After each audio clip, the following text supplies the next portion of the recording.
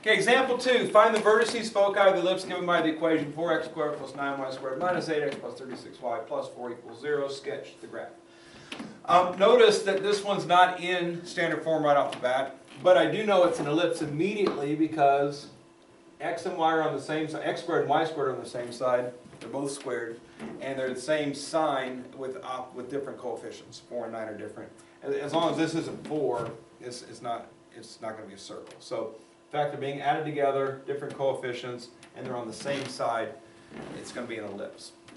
So creating standard form is about the structure that we want to get, and it requires some completing the square like it did in parabola world. But there's a couple extra details that happen in this that we have to deal with. So 4x squared minus 8x are my x objects, and 9y squared plus 36y are my y objects. And the 4, which is the constant, I'm going to move the other side, so equals negative 4. So start off there, get your x's grouped, get your y's grouped, and get your constant to the other side. That's job 1 to create standard form. Job 2, we don't want to complete the square with coefficients in front of x squared and y squared. We want 1x squared, we want 1y squared. So what we have to do is I'm going to write 4 parentheses and x squared minus 2x. Even if this was not divisible by 4, if it's 4x squared minus 7x, now it's going to be 4 parentheses x squared minus 7 fourths x. I don't care what this looks like as long as this is 1x squared. That's what I want. And notice I left myself some space here for completing the square. My y's, I've got a coefficient of 9 for no y squared. I've got to take that out. Even if 36 didn't divide by 9 evenly, I'd do this anyway. So 9 is the number in front of y squared. Take it out. And 36 divided by 9 happens to be 4. Leave some space to complete the square. It still equals negative 4. That step has no basis, no bearing on the constant. This constant stays negative 4. I haven't done anything to change any values over here. All I've done is restructured it using a little algebra. Now I'm going to complete the square. Now I'm going to actually modify the structures here, right? I'm going to modify the numbers. So the complete the square here is going to be a plus 1. And the complete the square here is going to be a plus 4. Keep in mind we take half of the coefficient. 2 divided by 2 is 1. We square it plus 1. Half of 4 is 2. 2 squared is 4. But what I really added was not 1, but actually 4 times 1. So I added 4. And I didn't actually add 4 here. I actually added 9 times 4, which is 36. Very important when you complete the square that you add the same amount to both sides. When you're putting a number inside of parentheses, it's actually being multiplied with a number outside the parentheses. So make sure that you account for that. That's the most common mistake people make in the process. All right. So once I've done all that, what I've got is perfect square trinomial, and some number. I don't care about the sum number right now. I just care about the trinomials. So I'm going to have 4 parentheses x minus 1 squared plus 9 parentheses y plus 2 squared equals negative 4 plus 36 is 36. All right. Now, we're getting closer to standard form. Again, standard form has a specific look to it, and the specific look is this.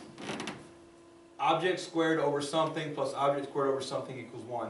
And right now we're at the point where object squared times something plus object squared times something equals 36. Okay, this happens almost like every time when you do ellipses.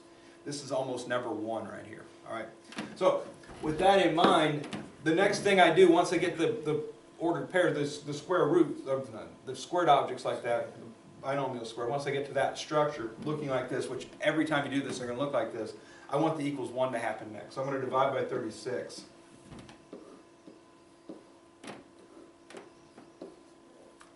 All right. Whatever that number is, I divide by it. All right. And 36 over 36 equals 1, which is what we wanted over there, right? And this happens every time, almost every time also. We're going to almost always have, sometimes like it's 4x squared plus y squared. There at least has to be, one of these has to have a coefficient because these have to be different to be an ellipse. So if it happens to just be y squared or x squared, then it's not going to happen there. But almost every time you have a number here. Sometimes they divide evenly, sometimes they don't. They always reciprocate. So if I put this 36 fourths, that happens to equal 9. Yeah. And if I make that 36 ninths, that happens to equal 4, right? So, you know, as far as what always happens, that always happens, but sometimes This doesn't always happen. Those happen to divide evenly. And those happen to divide evenly. That doesn't always happen. If that was a 7 and a 22, this would be 22 sevenths. All right? So, again, you get what you get. Once you get standard form, now you're ready to go. I can see immediately 9 is bigger than 4, so it's a horizontal ellipse. I know, therefore, that C is going to go left and right. So again, always want to make a mental notation of that. You can write on your paper too if you want to, but at least go through the thinking process on that every time. Which kind of ellipse is it, a horizontal or vertical?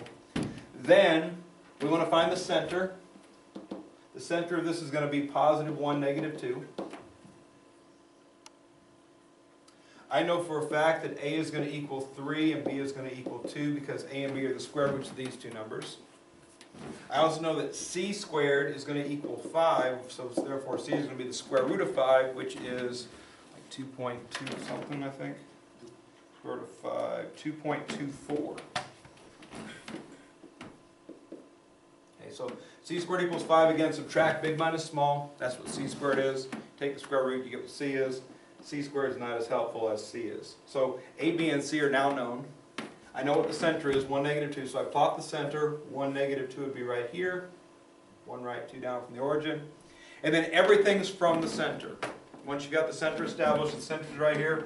I'm going to go 3 spaces to the right and 3 spaces to the left to get my horizontal vertices, because that's what A finds for me. B finds me for the vertical vertices. I've got to go 2 spaces from the center up and 2 spaces from the center down.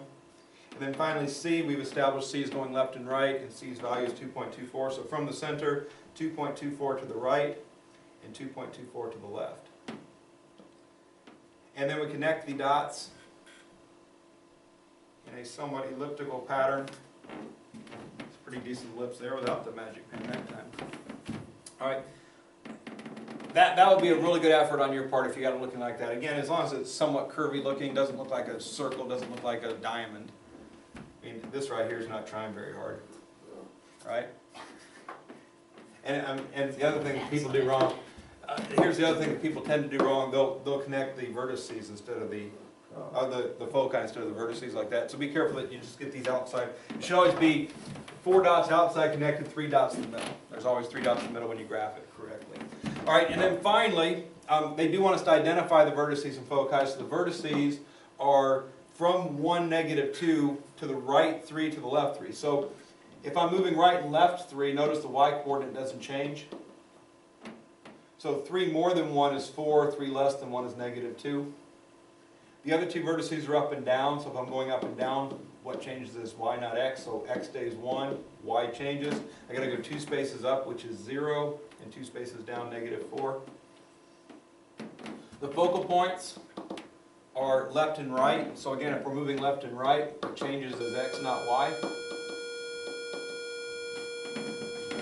So I'm moving left and right, I'm going to modify x. X is 1.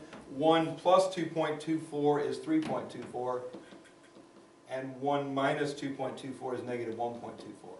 And just looking at the graph, 1, 2, 3.24, -2, -1.24, -2. You can see the foci are where they are, right? So again, for me, that's how I personally do it. Once I've got the center established, I know I'm modifying x, I just add and subtract a from the x-coordinate, add and subtract b from the y-coordinate, in this case add and subtract c from the x-coordinates, this is moving left and right, because that's what that said. So every one of your answers, when it says sketch the graph and find all the stuff, I should see the coordinates of 7 points, and I should see all 7 points graphed with a nice ellipse drawn around the 4 vertices. And that's what we're going to be doing for tonight's lesson.